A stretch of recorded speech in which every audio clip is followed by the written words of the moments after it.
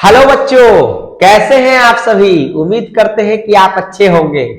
आज हम लोग देखने वाले हैं साइंस के 100 महत्वपूर्ण प्रश्नों को।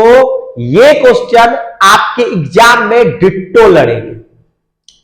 ये क्वेश्चन मैंने बहुत मेहनत से तैयार किया है दोस्त, इसलिए आप इस वीडियो में अंत तक बने रहें। आपको इस वीडियो से ज्यादा फायदा मिलने वाला है। ठीक है, तो दोस्त चलिए बिना किसी देरी के शुरू करते हैं आज के सवालों को। चलिए देखिए, पहला प्रश्न इस प्रकार आपके स्क्रीन पे आ रहा है। देखिए कर रहा है एंड्रोजेम है। एंड्रोजेम क्या है? तो एंड्रोजेम जो होता है दोस्त, वो होता है मेल हार्मोन। क्या होता है? Male hormone. पूछेगा एंड्रोजेम क्या है, तो एंड्रोजेम में क्या है? मेल हार्मोन है। क्या है दोस्त? Male hormone. चलिए नेक्स्ट सवाल देखिए दोस्त, आज हम डिटेल्स नहीं कर पाएंगे क्योंकि आज क्वेश्चन की संख्या बहुत ज्यादा है और जल्दी जल्दी करेंगे क्वेश्चन। हम इतना ही आपसे कहते हैं कि आप इन प्रश्नों को पढ़िए और वीडियो पॉज करके कमेंट बॉक्स में इसका आंसर दीजिए। चलिए जल्दी जल्दी करिए। मनुष्य के मुख गुहा में कितने जोड़े लार ग्रंथियां पाई जाती है? तो मनुष्य के मुख गुहा में 3 जोड़े लार ग्रंथियां पाई जाती है। कितने जोड़े लार ग्रंथियां पाई जाती है? 3 जोड़े लार ग्रंथियां पाई जाती है। चलिए अगला क्वेश्चन देखते हैं। अगला प्रश्न क्या है? देखिए अगला प्रश्न आ रहा है आपकी स्क्रीन पे। अगला प्रश्न कह रहा है, देखिए कह रहा है हार्मोन स्रावित होता है। तो जो हार्मोन स्रावित होता है वो होता है अंतःस्रावी ग्रंथि से। किससे दोस्त होता है?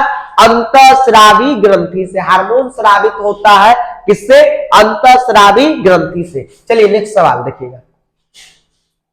चलिए अगला सवाल है,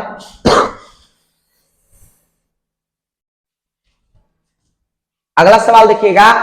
पादप वृद्धि हार्मोन है, यानी कि पादप में जो वृद्धि यानी पौधे में जो वृद्धि करता है वो कौन सा हार्मोन है? तो जो पादप में वृद्धि करता है वो है जिबरेलिन। कौन है? जिबरेलिन। कौन सा हार्मोन है? जिबरेलिन। चलिए नेक्स्ट सवाल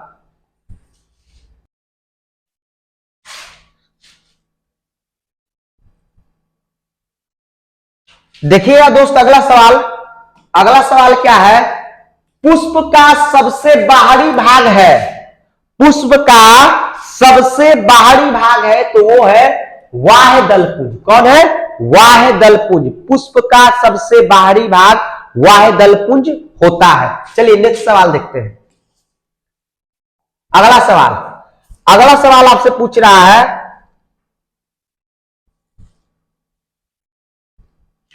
अगला सवाल है जनन संचारित रोग है। जनन संचारित रोग है तो सिफिलिस है, एड्स है, गोनोरिया है, इनमें से सभी हो जाएगा। ये इसका आंसर हो जाएगा इनमें से सभी। जनन संचारित रोग है, सिफिलिस है, एड्स है, गोनोरिया है। चलिए नेक्स्ट सवाल देखिएगा।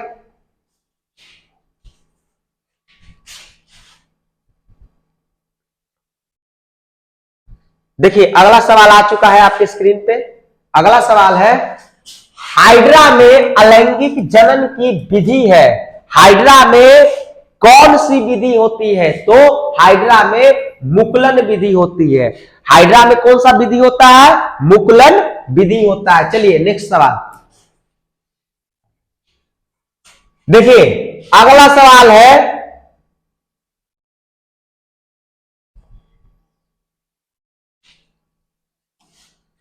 करा है हृदय से रक्त को संपूर्ण शरीर में पंप किया जाता है।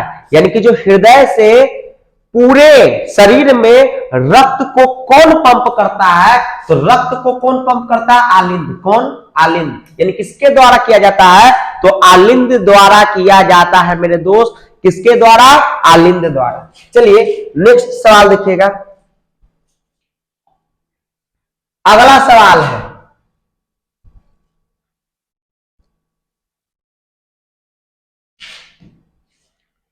करा निम्न में से परजीवी पादप का उदाहरण है। यानी कि परजीवी पादप, ऐसा पादप जो दूसरे पौधे पर निर्भर रहता है, खुद पर निर्भर नहीं रहता है। यानी कि समझिए सीधा सीधी कि वो किसी और पौधे पर निर्भर रहता है, अपने पर निर्भर नहीं रहता। बेसिकली पौधे क्या होते हैं, स्वपोषी होते हैं, मगर कुछ ऐसे पौधे होते हैं जो परजीवी होते हैं, तो उसका नाम क्या है, तो कसकुट्टा। क्या है, कसकुट्टा। चलिए अगला सवाल,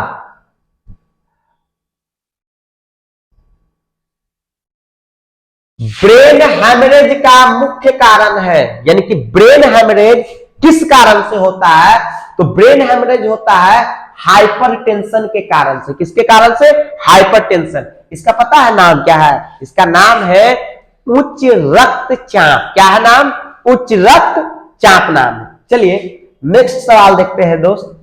अगला सवाल है, देखिएगा, जिसका डिटेल्स होगा थोड़ा मोड़ा कर देंगे दोस्त, क्योंकि जल्दी जल्दी क्वेश्चन को करना है। चलिए करा है, मनुष्य और अन्य मांसाहारी जीव निम्नलिखित में किसका पाचन नहीं कर पाते हैं। यानी कि जो मनुष्य है, जैसे हम लोग हैं, और जो मांसाहारी जीव है, जो मांस मछली खाता है, ठीक है, वो किसका पाचन नहीं कर पाते हैं, तो याद रखिएगा वो सेलुलोज का पाचन नहीं कर पाते हैं। किसका पाचन नहीं कर पाते, सेलुलोज का पाचन नहीं कर पाते। चलिए नेक्स्ट सवाल देखिएगा दोस्त। अगला सवाल,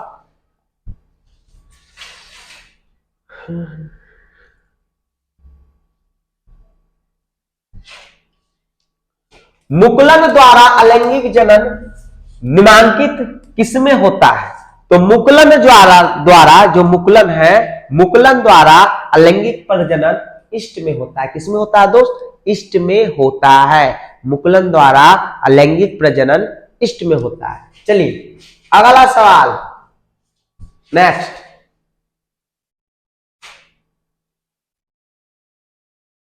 देखिए अगला सवाल क्या है,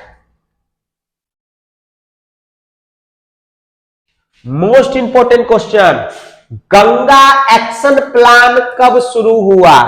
गंगा एक्शन प्लान कब शुरू हुआ, तो 1985 में गंगा एक्शन प्लान शुरू किया गया था। गंगा एक्शन प्लान कब शुरू हुआ, 1985 में गंगा एक्शन प्लान शुरू किया गया था। चलिए अगला क्वेश्चन है, नेक्स्ट,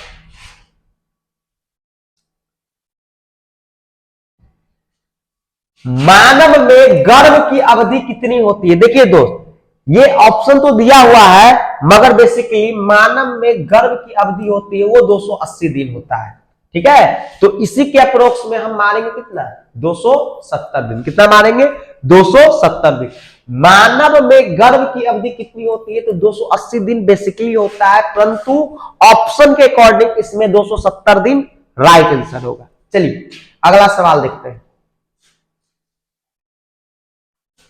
करा है, निम्नलिखित में से कौन सी अनैच्छिक क्रिया नहीं है। ठीक है, ऐच्छिक क्रिया, जैसे हम हाथ उठाए, ये क्या है, ऐच्छिक क्रिया है। बोल रहे हैं, ऐच्छिक क्रिया है। अनैच्छिक क्रिया क्या होता है, जो हम खुद नहीं कर सकते, वो स्वयं हो रहा है। ठीक है, जो शरीर द्वारा खुद जल्दी जल्दी संचालित, अपने से खुद होता है। जैसे देखिए, उल्टी, रोक दीजिएगा उल्टी को, नहीं। अत्यधिक लार निकल रहा है, लार को भी आप नहीं रोक सकते हैं, अब घोट जाइएगा मगर रोक नहीं सकते हैं। दिल धड़कना, भाई दिले धड़कना बंद कर देगा तो भाई भगवान समझिए कि याद कर लिए। दिल धड़कते रहना चाहिए। तो ये सब क्या है, अनैच्छिक क्रिया है। तो इसमें से पूछा कौन नहीं है, तो इसका सही उत्तर हो जाएगा चबाना। इसका सही उत्तर क्या हो जाएगा, चबाना। ठीक है, मरे के नाम पर दिल धक धक करने लगा दोस्त। चलिए अगला क्वेश्चन देखिएगा, टेंशन नहीं लीजिए, आप लोग दीर्घायु होइएगा, आपको हमारा भी उम्र लग जाए। देखिए अगला सवाल है, निम्नांकित में से कौन आपातकाल का हार्मोन है, तो इसका जो उत्तर होगा, इसका उत्तर होगा एड्रीनल। एड्रीनल जो हार्मोन है वो आपातकाल का हार्मोन कहा जाता है। ये आपातकाल की स्थिति में उत्पन्न होता है। चलिए अगला नेक्स्ट सवाल देखिएगा।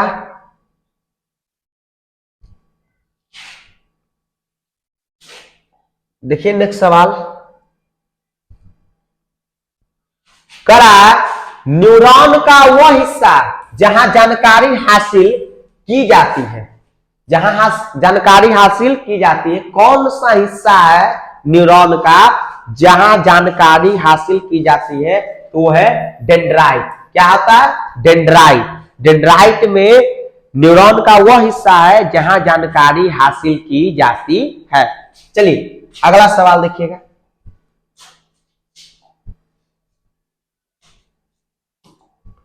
अगला सवाल है पोटेशियम की परमाणु संख्या है, तो पोटेशियम की परमाणु संख्या कितनी है? 19 है। पोटेशियम की परमाणु संख्या 19 है। चलिए अगला सवाल नेक्स्ट।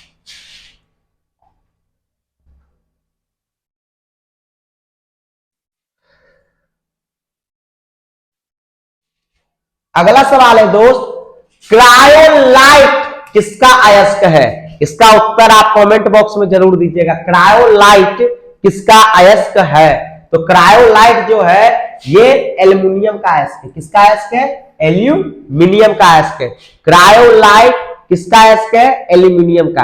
आप नहीं जानते थे, आप बस यही रटे होंगे कि बॉक्साइड जो है एल्युमिनियम का अयस्क है, मगर याद रखिए दोस्त कि आपको एग्जामिनर फंसा भी सकता है।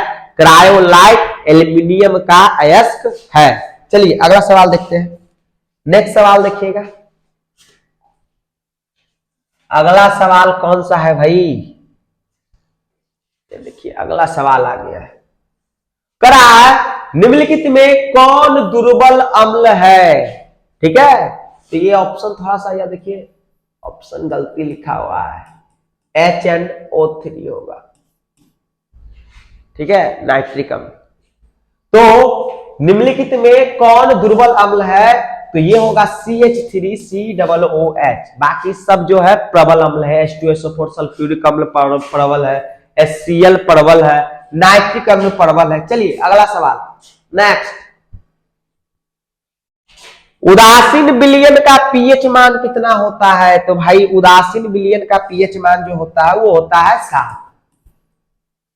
ठीक है, आप पढ़ चुके हैं कि अम्लीय विलयन का पीएच मान 7 से कम होता है, क्षारीय विलयन का पीएच मान 7 से अधिक होता है, और उदासीन विलयन का पीएच मान 7 के बराबर होता है। चलिए अगला सवाल नेक्स्ट सवाल देखिएगा। करा है, निम्नलिखित में से कौन संतुलित नहीं है? यानी कि कौन सा समीकरण है जो संतुलित नहीं है? यानी कि संतुलित रासायनिक समीकरण किसको कहते हैं? जिसमें अभिकारक और उत्पादों के परमाणु संख्या क्या होते हैं? आपस में बराबर होते हैं। और असंतुलित क्या किसे कहते हैं? जिसमें अभिकारक और उत्पादों के परमाणु संख्या बराबर नहीं होते हैं। तो चलिए चेक कर लेते हैं। देख पहला ऑप्शन देखते हैं, 2 हाइड्रोजन है, 2 क्लोरीन है अभिकारक में। उत्पाद में देखिए 2 हाइड्रोजन है, 2 क्लोरीन है, तो भाई ये तो संतुलित है। 2 से गुना हुआ तो 2 हाइड्रोजन है, 2 क्लोरीन, तो भाई सही है। अगला देखते हैं, यहां देखते हैं जो पीबी यानी कि लेड है वो एगो है। ठीक है, और यहां देखिए 3 दूनी कितना हो जाएगा? 6, यानी कि नाइट्रोजन 2 गो हो जाएगा और ऑक्सीजन कितना हो जाएगा? 6 गो हो जाएगा। जबकि यहां देखिए लेड एगो है, सही है, मगर ऑक्सीजन यहाँ एगो है। यहाँ 2 2 4 और 1 5, मगर यहाँ के वो ऑक्सीजन है 6 गो ऑक्सीजन, इधर के गो है 5 गो। तो इसमें परमाणु की संख्या अभिकारक और उत्पाद में समान नहीं हुई, इसलिए ऑप्शन नंबर इसका राइट क्या हो जाएगा? बी आंसर इसका राइट हो जाएगा। यही जो है ये असंतुलित है, बाकी सब क्या है? संतुलित है। चलिए आगे देखिएगा, अगला सवाल है।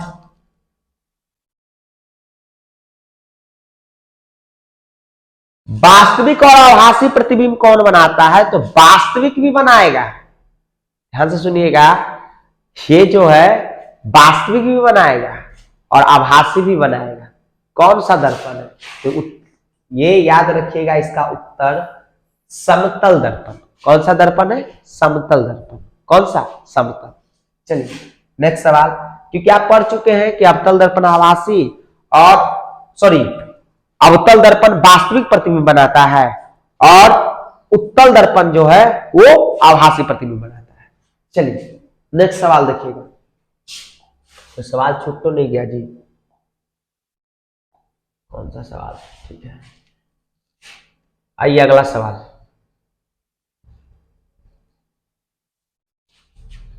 कह रहा है डायोप्टर उस लेंस की क्षमता होती है जिसकी फोकस दूरी है। ठीक है, तो जो लेंस की क्षमता होती है सॉरी पी, वो फोकस दूरी के व्युत्क्रमानुपाती होती है। किसकी व्युत्क्रमानुपाती होती है? फोकस दूरी के व्युत्क्रमानुपाती होती है। और जो फोकस दूरी होता है दोस्त, वो मीटर में मापा जाता है। तो देखिए कहां ऑप्शन है, यही है 1 मीटर। चलिए आगे बढ़ते हैं। चलिए अगला है सवाल भाई, बच्चा बच्चा को आंसर पता है, इसका आंसर क्या होगा? कौन रंग है जिसका खतरे के सिग्नल में उपयोग होता है? बच्चा बच्चा को पता है लाल रंग, परंतु लाल रंग का उपयोग क्यों होता है? आपको पता है? कुछ नहीं पता है ना? चलिए हम बताते हैं। देखिए लाल रंग का तरंग दैर्घ्य सबसे ज्यादा होता है, जिसके कारण से वो लाल रंग दूर से ही दिखाई दे देता है। आप सुने होंगे अलका ललका दूर से झलका, इसलिए है लाल रंग का तरंग दैर्घ्य अधिक होने के कारण इसका उपयोग तरंग दैर्घ्य के रूप में खतरे के जो सिग्नल के रूप में हम लाल रंग का उपयोग करते हैं। ठीक है, कभी कभी भावनाओं में बह जाते हैं दोस्त। चलिए नेक्स्ट सवाल देखिए, अगला सवाल,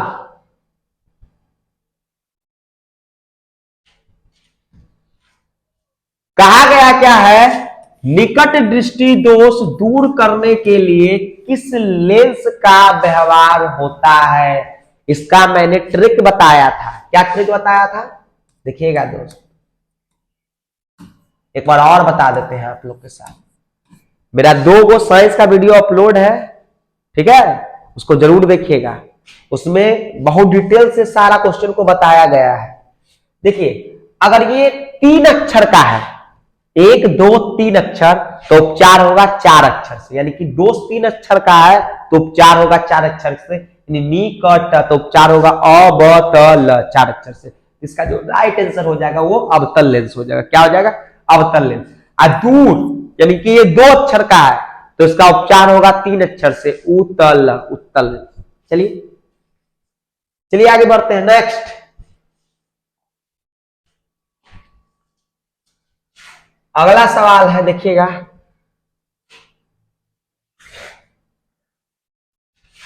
परिपथ में विद्युत धारा की माप किससे की जाती है? तो परिपथ में विद्युत धारा की माप ए मीटर से की जाती है। परिपथ में विद्युत धारा की माप ए मीटर से की जाती है और ए मीटर को श्रेणी क्रम में जोड़ा जाता है। किस क्रम में दोस्त? श्रेणी क्रम में जोड़ा जाता है। चलिए नेक्स्ट सवाल,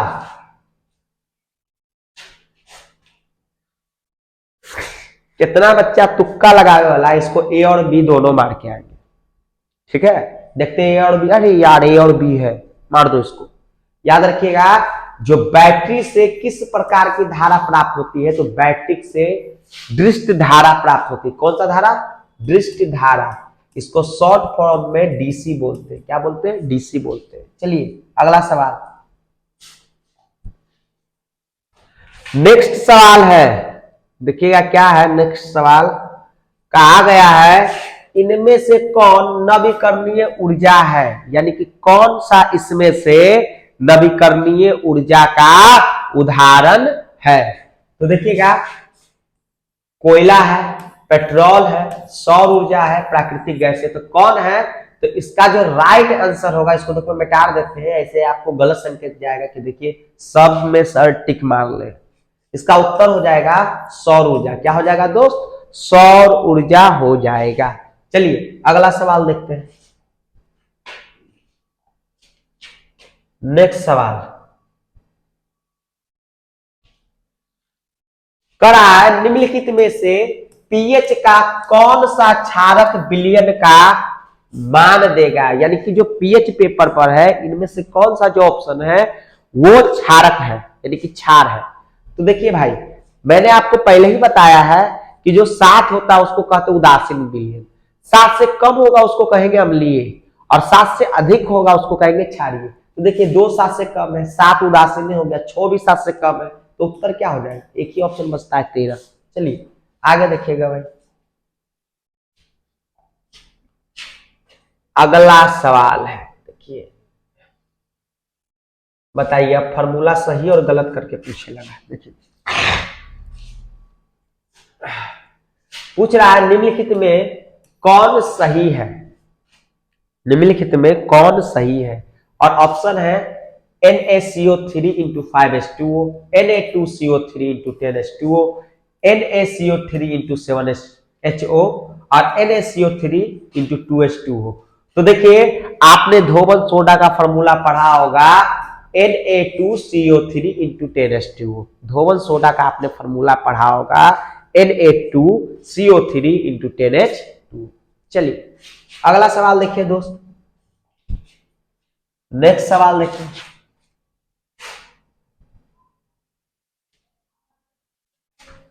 कड़ा लिटमस रंजक बैगनी रंग का होता है जो निकाला जाता है, तो ये निकाला जाता है लाइकेन से।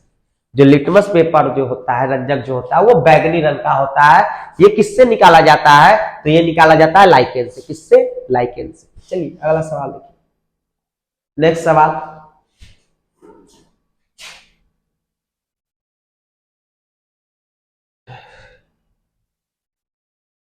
शुष्क बुझा हुआ चूना पर क्लोरीन गैस की क्रिया से कौन सा पदार्थ बनता है, तो कौन सा पदार्थ बनता है, विरंजक चूर्ण।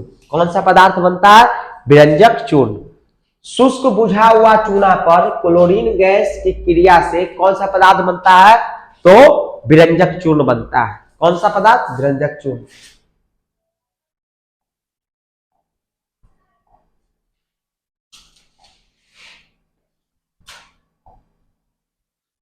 चलिए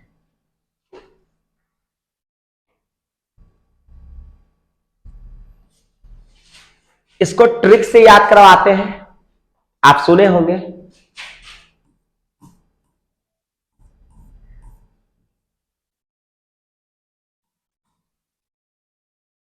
पुराने फिल्म का डायलॉग था पिताजी, पुराने फिल्म में कहते थे पिताजी, अब तो कहते पप्पा जी, और नया जनरेशन आएगा तो कहेगा डैड, फिर डैडी। तो चलिए पुराना जनरेशन से सीखते हैं पीतल का कौन सा मिश्र धातु है। तो देखिए पीतल जो है एक प्रकार का मिश्र धातु होता है, मगर आपसे कभी कभी पूछ देगा कि पीतल किसका मिश्र धातु है, तो याद रखिएगा पिताजी, याद रखिएगा कि पी से हो जाएगा क्या, पित्तल, पी से क्या हो जाएगा, पित्तल।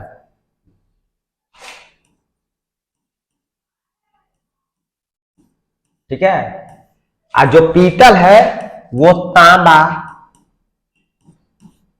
और जिंक का मिश्र धातु होता है, यानी कि कॉपर और जेडन का।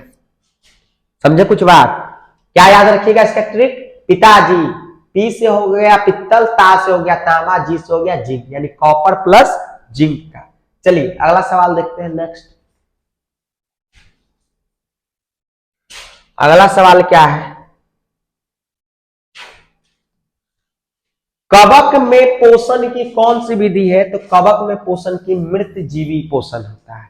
मृतजीवी पोषण किसको कहते हैं, जो सड़े गले पदार्थ को क्या करता है, खाता है, यानी कि अपना पोषण करता है। चलिए खाना ही एक प्रकार का तो क्या हुआ, भोजन ग्रहण करना ही एक प्रकार का क्या हुआ, पोषण हुआ। चलिए अगला सवाल देखिएगा, कड़ा क्लोरोफिल वर्णक का रंग है, यानी क्लोरोफिल किसका वर्णक का रंग है, तो ये हरा रंग का, ये बच्चा बच्चा जानता है।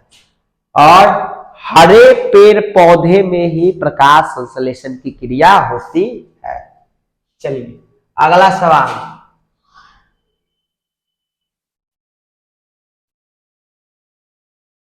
पायरुवेट के विखंडन से यह कार्बन डाइऑक्साइड जल तथा ऊर्जा देता है, यह क्रिया होती है। तो जो पायरुवेट का विखंडन होता है वो होता है माइक्रोकॉन्ड्रिया में।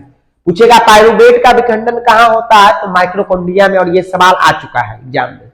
पायरुवेट का विखंडन माइक्रोकॉन्ड्रिया में होता है, और पायरुवेट के विखंडन से कार्बन डाइऑक्साइड यानी कि CO2 और क्या देगा, जल देगा, और बहुत मात्रा में क्या देगा, ऊर्जा देगा। क्या देगा, ऊर्जा देगा। चलिए नेक्स्ट सवाल देखते हैं, अगला सवाल करते हैं। अगला सवाल क्या है देखिएगा, कह क्या रहा है, यदि हमारे आहार में आयोडीन की कमी है, यानी कि जो भोजन करते हैं उसमें आयोडीन की कमी है, तो किस रोग होने की संभावना है। तो भाई हम लोग को धर लेगा वही ग्वाइटर गलगंड घेगा, ये सब एक ही है इनमें से सभी। ग्वाइटर गलगंड घेगा रोग बेसिकली ज्यादा से आता है क्या, घेगा रोग। आयोडीन की कमी से कौन सा रोग होता है, घेगा रोग। याद रखिएगा, घेगा के साथ गलगंड ग्वाइटर। चलिए अगला सवाल देखिएगा, अगला सवाल क्या है नेक्स्ट।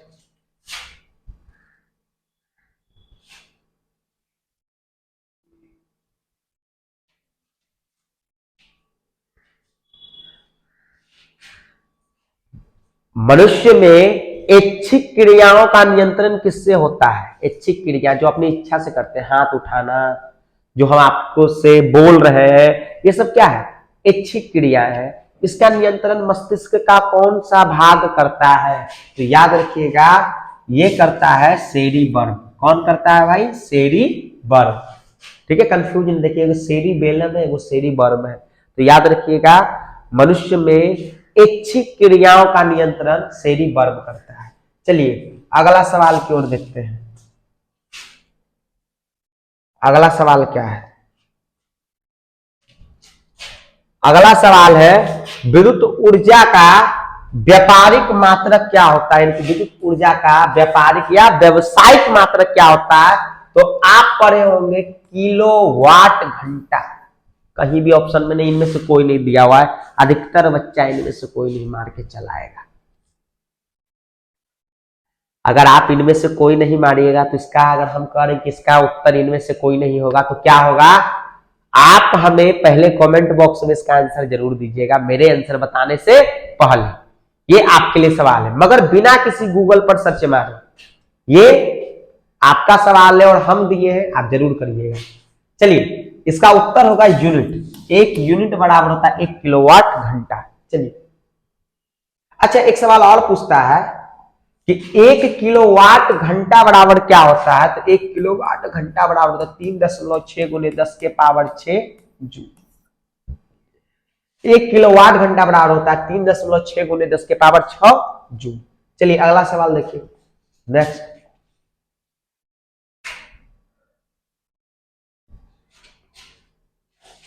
देखिए अब यही सवाल है, आप रख लिए होंगे ये सवाल को। स्पष्ट दृष्टि से न्यूनतम दूरी 25 सेंटीमीटर। इसका ये क्वेश्चन को अच्छा से पढ़िए, हम साइड हो जाते हैं। इस क्वेश्चन को अच्छा से पढ़िए और पढ़ के इसका भी उत्तर हमको कमेंट बॉक्स में दीजिए कि इसका उत्तर क्या होगा। चलिए जरी हट जाते हैं। चलिए पढ़ लिए होंगे, इसका उत्तर आप कमेंट बॉक्स में जरूर दीजिएगा बिना किसी गूगल पर सर्च मारे। तो पूछ रहा है सामान्य नेत्र के लिए दूर बिंदु है, दूर बिंदु, निकट बिंदु नहीं, दूर बिंदु। अगर निकट बिंदु होता तो ऑब्वियसली सी बात है इसका उत्तर 25 सेंटीमीटर होता, परंतु ये दूर बिंदु है, तो इसका जो उत्तर होगा वो होगा अनंत। क्या होगा दोस्त, अनंत। क्या होगा, अनंत। चलिए अगला सवाल।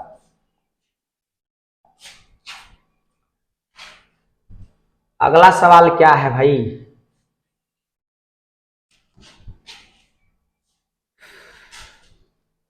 निम्न में से कौन आहार श्रृंखला का निर्माण करता है। तो भाई घास खाएगा बकरी और बकरी को खा जाएगा मानव। ठीक है, घास को खाएगा बकरी और बकरी को चिबा जाएगा कौन, मानव। यही तो आहार श्रृंखला बना रहा है। राइट आंसर क्या हो जाएगा, बी। चलिए हम लोग सर्वाहारी, सब कुछ खाते। चलो भाई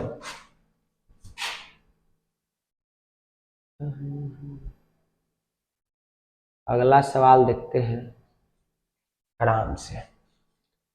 करा है, रासायनिक अभिक्रिया के दौरान किसी पदार्थ में ऑक्सीजन का ह्रास कहलाता है। ह्रास कहलाता है, यानी कि जो रासायनिक अभिक्रिया होती है उसमें ऑक्सीजन का ह्रास क्या कहलाएगा दोस्त?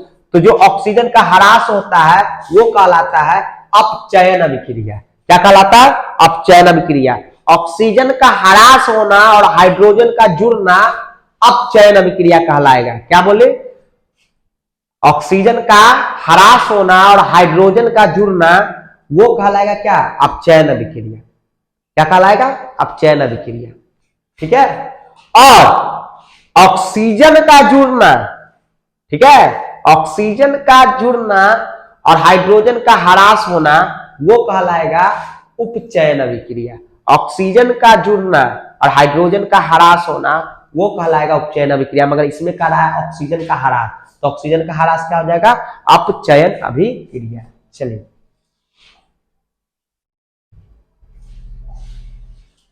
अगला सवाल।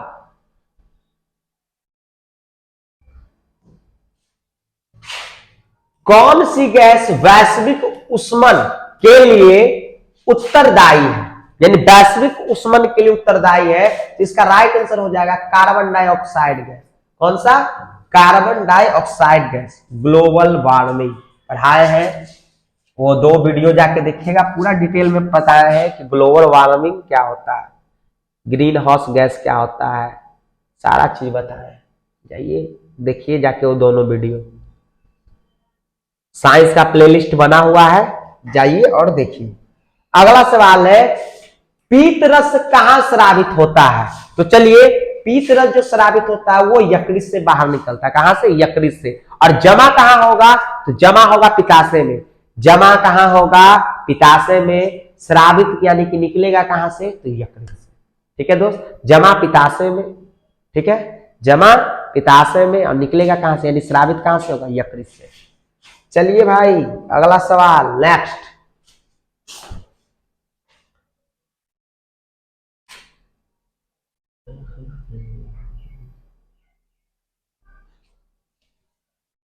आधुनिक आवर्त सारणी में समूहों की संख्या बताएं। समूह को बोला जाता है वर्ग। क्या बोला जाता है? वर्ग। ठीक है, तो समूहों की संख्या, जो आवर्त सारणी में समूहों की संख्या वो है 18। अब पूछेगा पंक्ति की संख्या कितनी है? पंक्ति पूछ दे या आपसे पूछ दे आवर्त, क्या पूछ दे? आवर्त। तो उत्तर क्या करिएगा? आवर्त की संख्या कितना होता है? 7 होता है। कितना होता है? 7 होता है। आधुनिक आवर्त सारणी में पंक्ति या आवर्त की संख्या 7 होती है, और वर्ग यानी कि समूह की संख्या वो होती है कितना? 18। चलिए अगला सवाल देखते हैं, नेक्स्ट।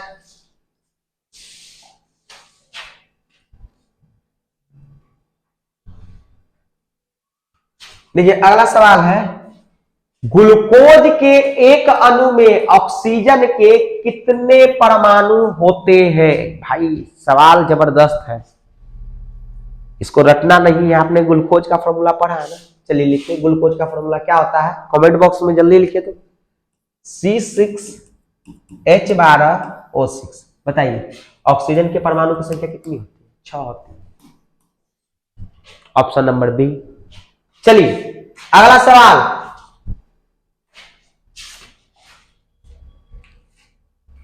फिर से आ गया। देखिए शुद्ध जल का पीएच मान कितना होता है? तो शुद्ध जल का पीएच मान कितना होता है? 7। ये लगता है रिपीटेड प्रश्न आ गया, रिपीट हुआ है प्रश्न। चलिए अगला सवाल देखते हैं।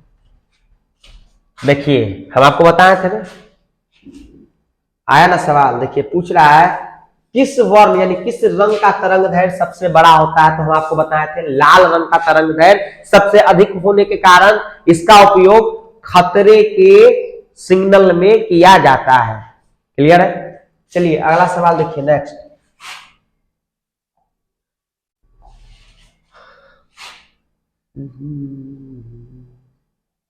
अगला सवाल, फ्लेमिंग के बामहस्त नियम के बाएं हाथ के तर्जनी संकेत करती है।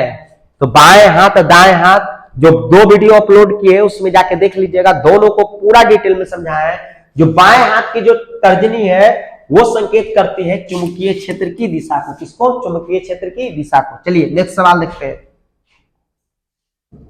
अगला सवाल,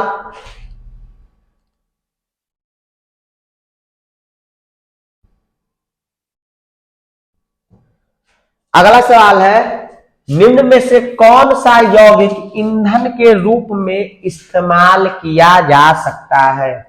तो ईंधन के रूप में जो इस्तेमाल किया जा सकता है वो है इथेनोइक अम्ल। क्या है? इथेनोइक अम्ल जो है वो ईंधन के रूप में इस्तेमाल किया जा सकता है। चलिए अगला सवाल देखिएगा।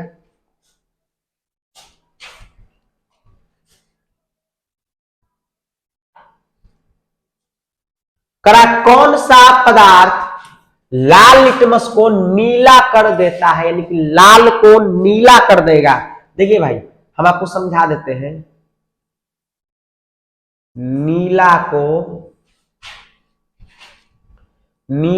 लाल कर देगा, और एक आता है लाल को नीला कर देगा। ये दोनों का फर्क बताते हैं थोड़ा सा।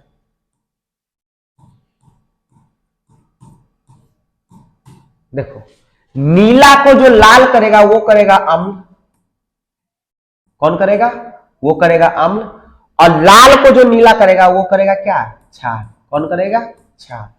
नीला को लाल करेगा अम्ल और लाल को नीला करेगा कौन? क्षार। तो उसका जो उत्तर हो जाएगा वो क्या हो जाएगा? क्षार। Option number B. अगला सवाल देखिएगा। नेक्स्ट सवाल क्या है? बहुत अच्छा सवाल है।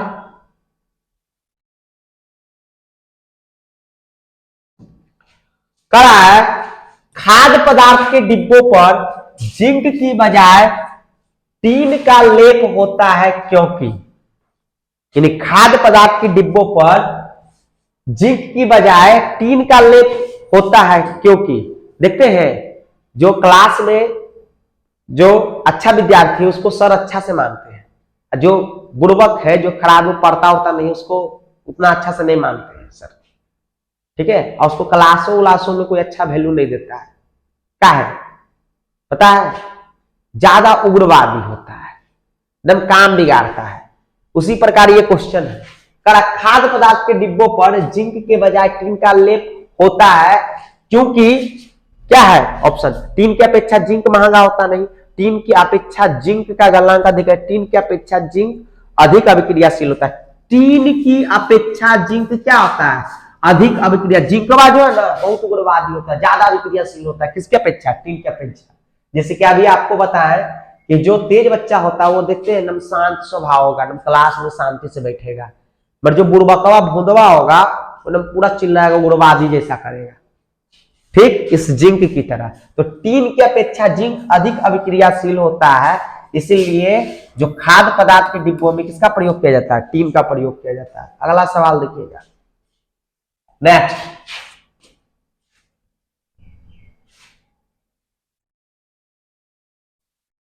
अगला है, निम्न में से कौन सा अंग संवेदी ग्राही नहीं है?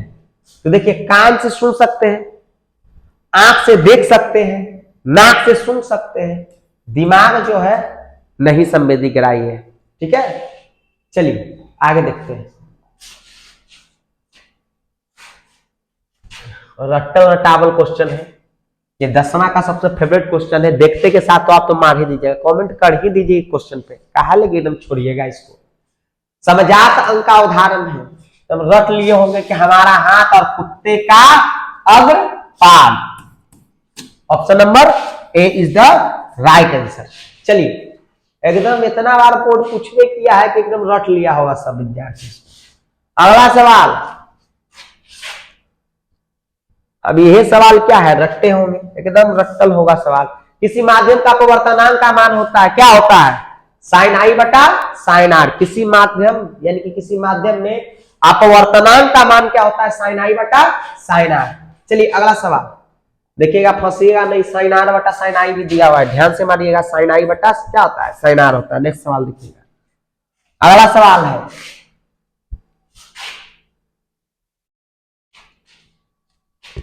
दूर दृष्टि वाली आंख साफ साफ देख सकती है भाई, दूर दृष्टि वाली दूरे के वस्तु को साफ साफ देख सकता है, निकट की वस्तु को साफ साफ देख नहीं सकता है। तो इसका राइट आंसर हो जाएगा दूर की वस्तु को वो साफ साफ देख सकता है, निकट की वस्तु को साफ साफ नहीं देख सकता। चलिए अगला सवाल देखते हैं। ये अभी सवाल बताया है जस्ट 1 किलोवाट घंटा बराबर क्या होता है। तो 1 किलोवाट घंटा बराबर देखिए टाइपिंग एरर है दोस्त, थोड़ा सा इसको सुधार देते हैं।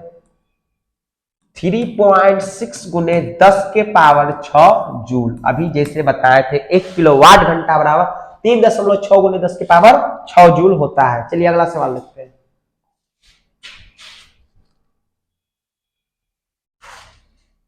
करा नाभिकीय ऊर्जा प्राप्त करने हेतु तो क्या आवश्यक है। देखिए फंसाने के लिए सिलिकॉन दिया हुआ है, सिलिकॉन सौर प्लेट पर उपयोग किया जाता है वो सौर ऊर्जा के लिए, मगर यहां दिया हुआ है नाभिकीय ऊर्जा। इसका उत्तर क्या हो जाएगा, नाभिकीय ऊर्जा के लिए यूरेनियम होता है, नाभिकीय ऊर्जा के लिए यूरेनियम। एक हमारे भूगोल में सवाल पूछा जाता है कि यूरेनियम की खान कहाँ स्थित है, यूरेनियम की खान। तो यूरेनियम की जो खान है यूरेनियम का वो है जादूगोरा में। कहा है, जादूगोरा में। चलिए अगला सवाल।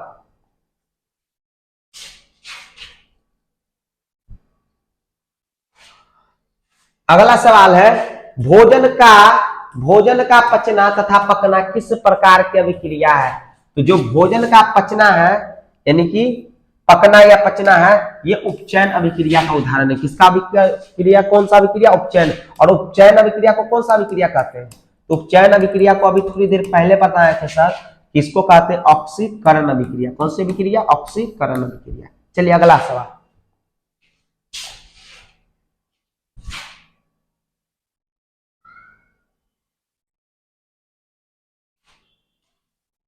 अगला सवाल है कौन सी अधातु फंसता है। अच्छा विद्यार्थी, कौन सा अधातु कमरे के तापमान पर तरल अवस्था में पाया जाता है। अधातु देखिए एक होता है अधातु और एक बताते हैं धातु। फंसिएगा नहीं दोस्त, यही सब तो बोर्ड एग्जाम में इजी क्वेश्चन भी देकर आप लोग गलत कर जाते हैं। अगर पूछे अधातु तो आप उत्तर करिएगा क्या, ब्रोमीन। क्या उत्तर करिएगा, ब्रोमीन। अगर पूछ दे अधातु तो ब्रोमीन, अगर धातु पूछ दे तो उत्तर क्या कर दीजिएगा, पारा यानी कि मरकरी। इसका संकेत होता है क्या, Hg, कभी Hg दे देता है। तो अगर धातु पूछे कमरे के ताप पर कौन सा पाया जाएगा तो Hg यानी कि पारा।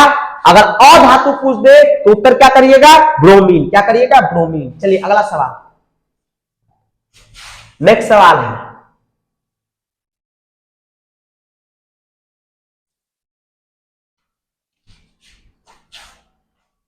निम्न में से कौन सा स्वच्छ ऊर्जा स्रोत है। स्वच्छ ऊर्जा यानी कि अच्छा ऊर्जा स्रोत है तो स्वच्छ ऊर्जा है प्राकृतिक गैस। ये गंदगी उंदगी नहीं फैलाएगा। बाकी कोयला लकड़ी सब क्या करता है, प्रदूषण मुक्त यानी कि प्रदूषण फैलाता है। और जो प्राकृतिक गैस है ये प्रदूषण क्या है, मुक्त है। चलिए अगला सवाल नेक्स्ट।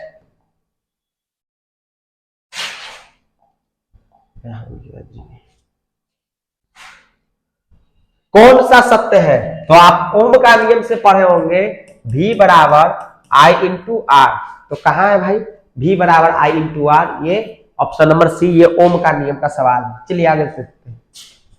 अगला सवाल है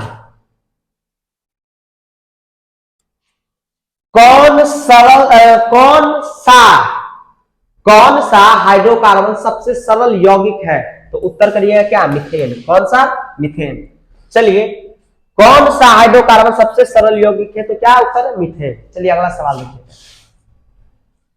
संगमरमर का रासायनिक सूत्र क्या होता है। जो संगमरमर का रासायनिक सूत्र होता है दोस्त वो होता है CaCO3। क्या होता है, CaCO3। चलिए अगला सवाल देखते हैं जल्दी जल्दी फटाफट। चलिए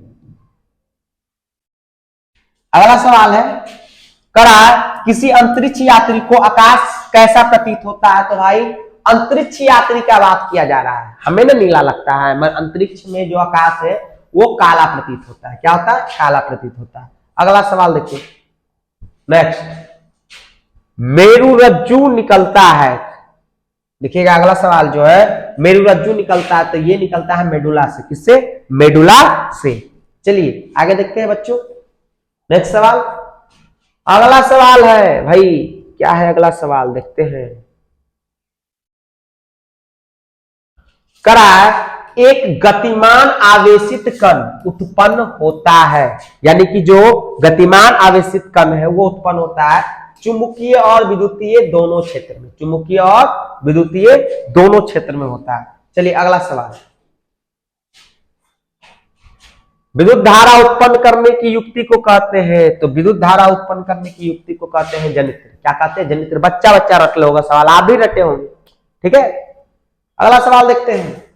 नेक्स्ट जो समझाने वाला होगा दोस्त, देखिए फिर विद्युत धारा उत्पन्न करने की युक्ति को क्या कहते हैं? डायनेमो। इसी को क्या कहते हैं? जनित्र। क्या कहते हैं? जनित्र। चलिए अगला सवाल, एक ही सवाल दो दो बार रिपीट हो गया।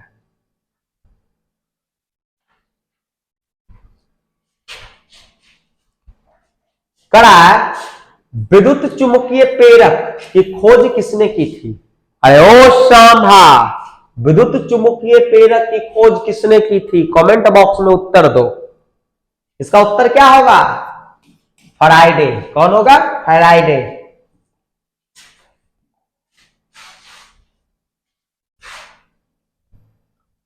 अगला सवाल, घरेलू विद्युत परिपथ में उदासीन तार का रंग होता है, उदासीन तार, ठीक है।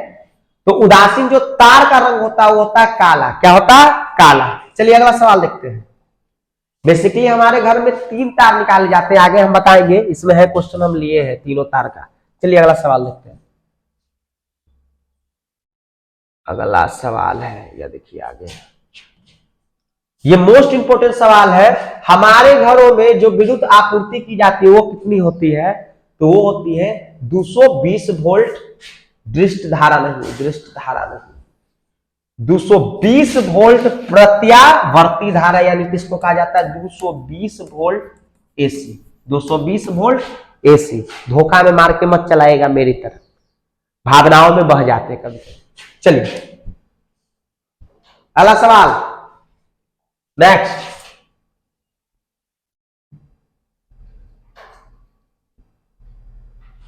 कह रहा है किसी कुंडली का प्रतिरोध ज्ञात करने का सूत्र क्या होता है? सही सूत्र तो आपने पढ़ा होगा ओम के नियम से, V बराबर I इंटू आर।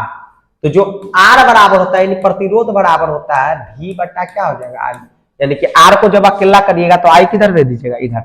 गुना में इसके साथ इधर आके क्या होगा? भागा में। तो देखिए कहा ऑप्शन है, तो R बराबर V बटा I, यही उत्तर है। चलिए अगला सवाल, सवाल बहुत है, जल्दी जल्दी करते हैं।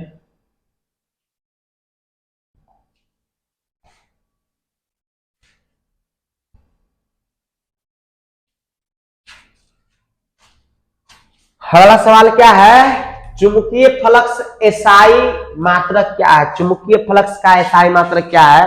तो चुंबकीय फ्लक्स का एसआई मात्रक होता है वेबर। क्या होता है? वेबर। चुंबकीय फ्लक्स का एसआई मात्रक वेबर। देखिए इसका एक ट्रिक बता देते हैं। जो मोबाइल से फ्लक्स बार बार मुंह पर जलाता है उसको क्या कहते हैं? बेवड़ा है, तुम बेवड़ा है। यानी याद रखिएगा फ्लक्स, यानी वही जो सर हम बताएं, अभी बताए ना, मुंह पर बार बार फ्लैश लाइट जलाता है, उसको क्या कहेंगे? तुम बेवड़ा हो। तो चुंबकीय फ्लक्स का एसआई मात्रक क्या है? वेबर है। चलिए याद रखिएगा। देख कह रहा है कोची। अगला सवाल देखिए, आ गया ना, हम आपको बोले थे ना कि आगे चल के आएगा। कड़ा घरेलू वायरिंग में 3 तार होते हैं। गर्म जिसको जीवित कहते हैं, गर्म को क्या कहते हैं? जीवित कहते हैं। ठंडा जिसको उदासीन कहते हैं, और अर्थिंग जिसको भूयोजित कहते हैं। इन तारों के रंग क्रमशः होते हैं। तो जो जीवित तार है उनका होता है रंग लाल, जो उदासीन होता है उसका होता है काला, जो भूयोजित जो भूमि से होता है उसका रंग होता है क्या? हरा। हम आपको बताया था कि बेसिकली कितने तार होते हैं? 3 तार होते हैं। चलिए अगला सवाल, नेक्स्ट। अगला सवाल है, कड़ा यांत्रिक ऊर्जा को विद्युत ऊर्जा में बदल देने वाला उपकरण है। तो फिर से एक ही सवाल आ गया है, जनित्र यानी कि डायनेमो जो है वो यांत्रिक ऊर्जा को किस चीज में बदल देगा? विद्युत ऊर्जा में। चलिए अगला सवाल देखिएगा फटाफट। वायुमंडल में CO2 गैस की उपस्थिति कितना है? वायुमंडल में सबसे ज्यादा अधिक होता है नाइट्रोजन। कितना होता है? 78%। CO2 होता है 0.03% होता है, इसका राइट आंसर होगा 0.03%। चलिए अगला सवाल देखिएगा। नेक्स्ट सवाल, अगला जो आपका सवाल है वो ये है, CnH2n+2 किसका सामान्य सूत्र है? तो CnH2n+2 वो एल्केन का सामान्य सूत्र है। किसका सामान्य सूत्र है दोस्त? CnH2n+2 एल्केन का सामान्य सूत्र है और ये हाइड्रोकार्बन है। चलिए अगला सवाल देखते हैं फटाफट। अगला सवाल है, इथाइल एल्कोहल का अनुसूत्र क्या होता है? तो इथाइल एल्कोहल का अनुसूत्र होता है C2H5OH। C2H5OH होता है इथाइल एल्कोहल का अनुसूत्र। चलिए अगला सवाल देखते हैं जल्दी जल्दी, क्योंकि आज सवाल बहुत ज्यादा है, 100 सवाल लिए हैं हम। अगला सवाल देखिए।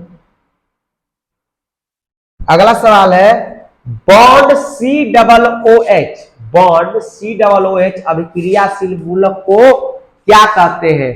तो बॉन्ड COOH को कहते हैं कार्बोक्सिल एसिड, यानी एक प्रकार का क्या है? अम्ल है। क्या है? अम्ल है, कार्बोक्सिल एसिड यानी कार्बोक्सिल अम्ल। चलिए अगला देखिएगा, अगला सवाल नेक्स्ट।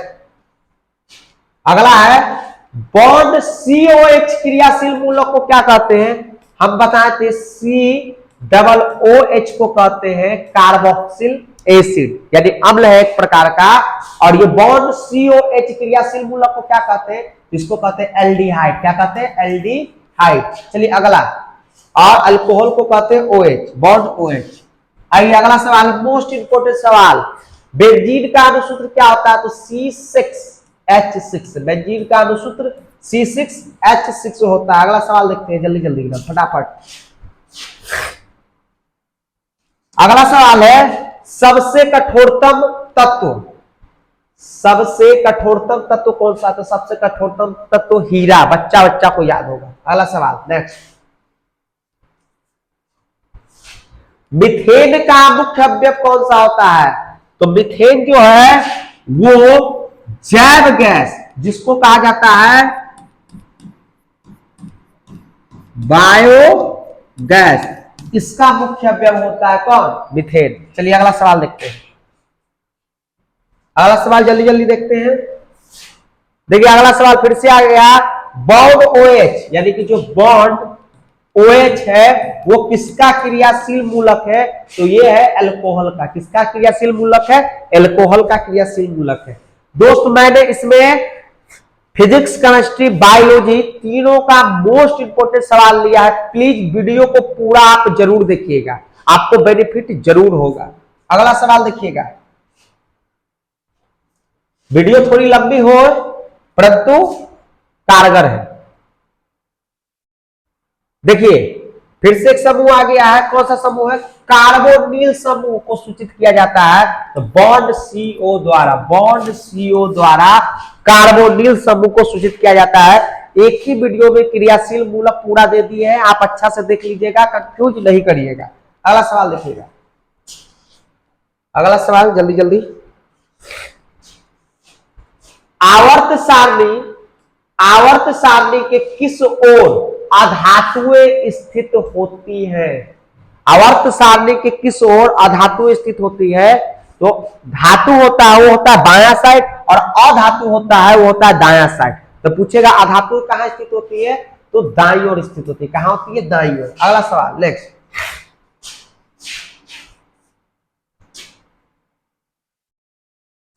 कह रहा है आधुनिक आवर्त सारणी, जो आधुनिक आवर्त सारणी में तत्वों के वर्गीकरण का क्या आधार माना गया है? तो आधुनिक आवर्त सारणी में तत्वों का वर्गीकरण का आधार परमाणु संख्या माना गया है, जबकि मेंडलीफी की आवर्त सारणी में तत्वों का वर्गीकरण का आधार द्रव्यमान संख्या माना गया है। चलिए अगला सवाल देखते हैं नेक्स्ट।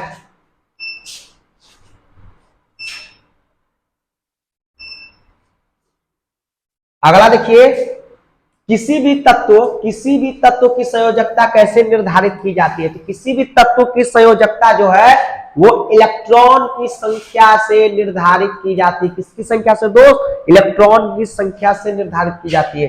चलिए नेक्स्ट क्वेश्चन देखते हैं। अगला क्वेश्चन, अगला सवाल है, आधुनिक आवर्त सारणी में परमाणु में साइज का पता चलता है। आधुनिक आवर्त सारणी में परमाणु के साइज का पता चलता है, वो होता है परमाणु त्रिज्या से। इसका परमाणु त्रिज्या से। देखिए आपको दिख रहा होगा कि हर एक चैप्टर वाइज मैंने सवाल लिया है आपके लिए, और वो भी मोस्ट इंपोर्टेंट सवाल।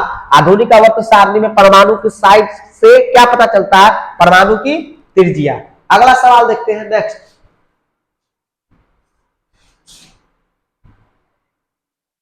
देखिए करा चिपको आंदोलन के अग्रणी नेता कौन थे? जो चिपको आंदोलन थे, चिपको आंदोलन जो वृक्ष में एकदम पूरा पकड़ लिया था जब काट रहा था वृक्ष को, तो उसके अग्रणी नेता कौन थे? तो सुंदर लाल बहुगुणा। कौन? सुंदर लाल बहुगुणा। चलिए अगला सवाल देखिए। प्राकृति चयन का सिद्धांत किसने दिया था? इसको इंग्लिश में कहा जाता है नेचुरल सिलेक्शन सिद्धांत। किसने दिया था? तो दिया था कौन? चार्ल्स डार्विन ने। किसने? चार्ल्स डार्विन ने नेचुरल सिलेक्शन सिद्धांत, यानी कि प्राकृतिक चयन सिद्धांत। अगला सवाल है, जल्दी जल्दी करेंगे। टिहरी बांध का निर्माण किस प्रदेश में किया गया? तो टिहरी बांध का निर्माण उत्तराखंड में किया गया। टिहरी बांध का निर्माण उत्तराखंड में। किस नदी के तट पर है? तो भागीरथी नदी के तट पर। किस नदी पर? भागीरथी नदी। अगला क्वेश्चन, गंगा नदी की लंबाई कितनी है? तो बेसिकली 2500। गंगा नदी की लंबाई 2525 किलोमीटर है, परंतु ऑप्शन के अकॉर्डिंग लगभग दिया हुआ है 2500 किलोमीटर दिया हुआ है। चलिए अगला सवाल देखते हैं। चलिए, विश्व में कितने प्रतिशत भाग में जल पाया जाता है? तो विश्व में 70% भाग में जल पाया जाता है। कितने परसेंट दोस्त? 70%। चलिए नेक्स्ट सवाल देखते हैं। अगला जो सवाल है वो ये सवाल है कि निम्न में से कौन प्राकृतिक संसाधन नहीं है? प्राकृतिक संसाधन नहीं है तो हवा है, मृदा है, हवा है, मृदा है, जल है, मगर जीवधारी जो है ये प्राकृतिक संसाधन नहीं है। चलिए अगला सवाल नेक्स्ट सवाल है, इजी सवाल है। मटर को अपने प्रयोग के लिए किसने चुना था? तो मटर के पौधे को अपने प्रयोग के लिए मेंडल ने चुना था। किसने? मेंडल ने। चलिए अगला सवाल देखते हैं। अब सवाल जो है खत्म हो चुका है दोस्त। देखिए सवाल 101 खत्म हो चुका है। तो उम्मीद करते हैं कि आपको वीडियो पसंद आया होगा। तो आपके लिए वीडियो बहुत मेहनत से तैयार किया गया था दोस्त। तो प्लीज वीडियो को लाइक करिए, सब्सक्राइब करिए, शेयर करिए। जय हिंद।